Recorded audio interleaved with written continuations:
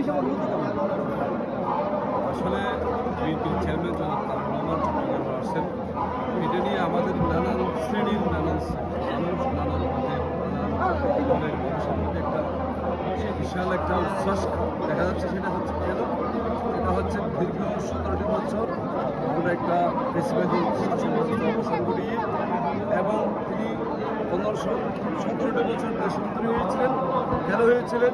তাকে 111 সরকার শারীরিকভাবে মানসিকভাবে তাকে নির্যাতন করেছিল এবং পরবর্তীতে তার বিরুদ্ধে তার কণ্ঠরোধ করার জন্য আদালতের মাধ্যমে এই হাসিনা সরকার তার বিরুদ্ধে তার কণ্ঠকে নিষিদ্ধ করেছিলেন।